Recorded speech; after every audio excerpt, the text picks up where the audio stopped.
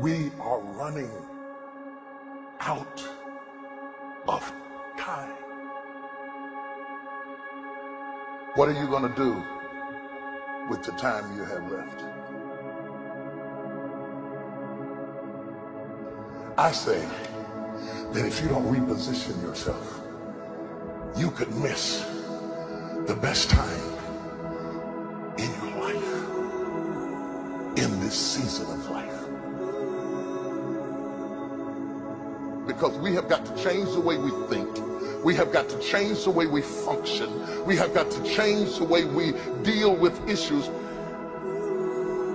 And the reason that you have to begin to reposition the way you think and the way you function and the way you feel is that we many times are stuck between the lines of limited thinking and limited people and limited ideas and limited philosophies. And there's something creative down inside of you saying, let there be.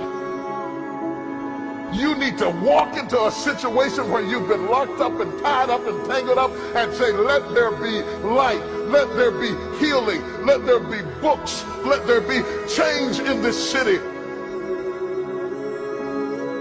You have tried 4 or 5 or 6, 7, 8, 9, 10 different things. Each you worked on 90 days or so and then said it doesn't work. How can you be a leader with a 90-day test? Of course it didn't work. You didn't stick to it long enough. You didn't fight hard enough. You didn't do what it took to win. And rather than to correct it and get it right, you walked away from it and tried something else. And for the last 10, 15 years of your life, you've been on the run from one thing to the next thing to the next thing, trying to make all this stuff work. Stop it. Stand still. You have to have the courage to live with the pressure and the criticism. New levels bring new devils. You have to be tough. You have to be tough to be able to stand it. It's tough for keeping your kids encouraged while you secretly worried to death yourself. It's tough for getting ready for a birthday and don't have a birthday gift. It's tough of not being able to get the light bill paid and the water bill paid. It's tough. But what do we do with these moments? Do we just have them and go back home and wait for the next one? Almost like junkies getting a fix or smokers smoking a cigarette? Are we just habitually addicted to moments without being able to take that moment and use it strategically to do something in our lives? You do not have to accept it the way it is. Somewhere down inside of you there is creativity. We got to break out of the barriers and the limitations and get outside of the box. Something is about to happen in your life. You've got to take it one day at a time. And when you get to the end of the day, you say, I'm not finished, but I've done everything that I was supposed to do for that day, for that time, for that season. Your season is shifting.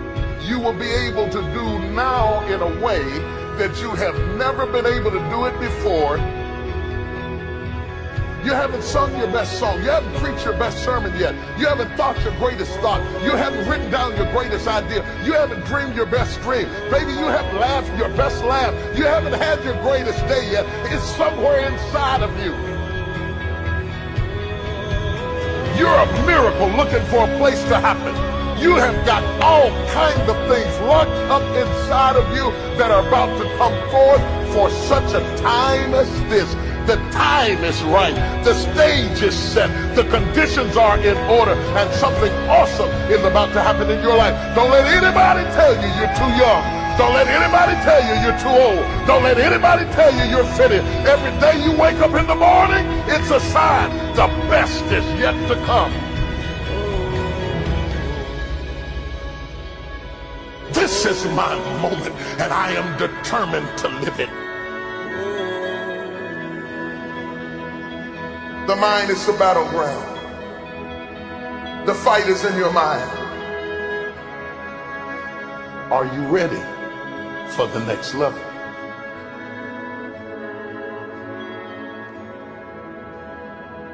What are you going to do with the time you have left?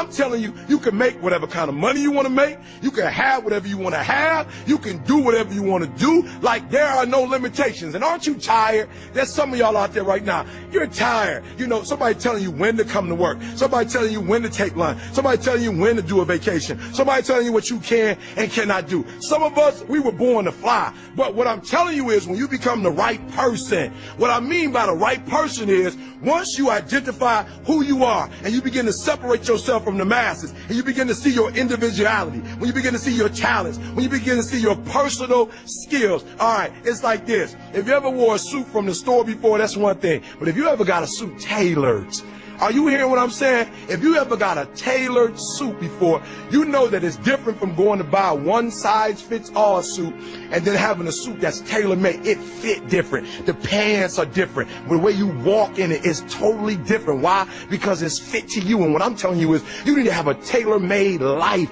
When you were created with a specific purpose, a specific design. I don't care if you was born and, you know, your parents didn't claim you. You still special. I don't care if your mama wasn't in your life, your daddy wasn't in your life, you are still special. When you were created, you were designed to do what nobody else can do. And I'm telling you, when you become the right person,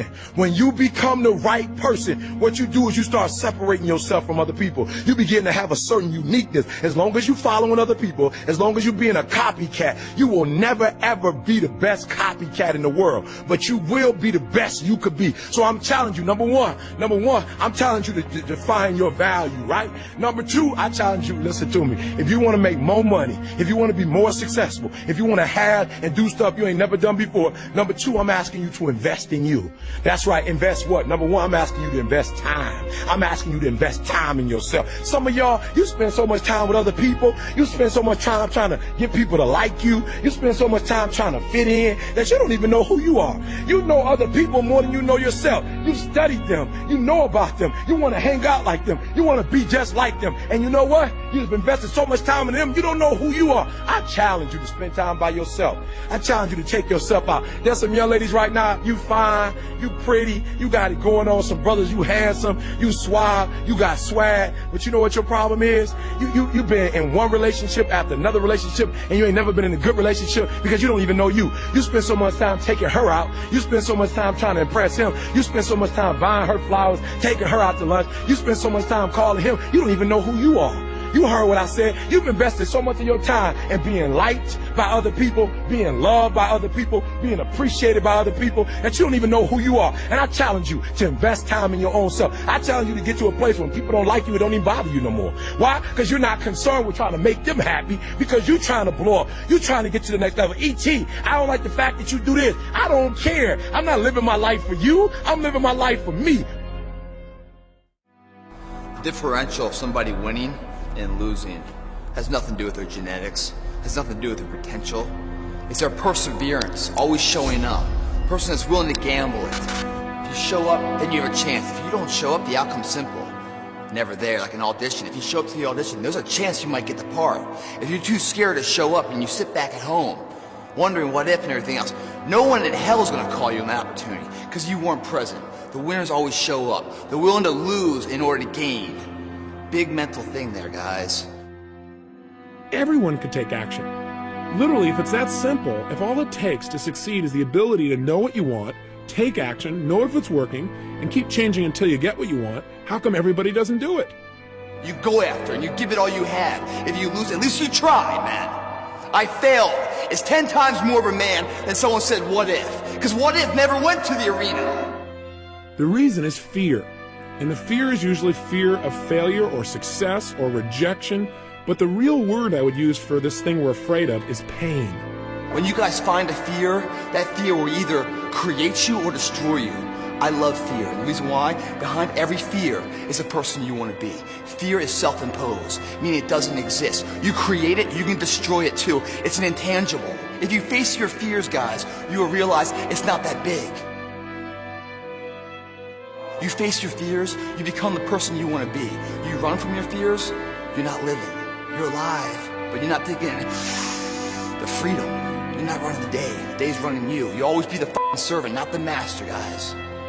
If you find a fear, the quickest, the easiest way you can beat it is initially, right when it comes in. If you allow it to sit, it will grow roots and start breaking you down, destroying the potential of the person you can be. Again, the champions, guys. It's not their potential, it's not their genetics. It's their perseverance to always show up, always willing to fail, because in failure, that's part of success. Success is not, a marathon of life with just ups. Success is formulated through failures, through facing your fears, through falling down and getting back up. That's what creates the champion. Success does not define us. We define the success.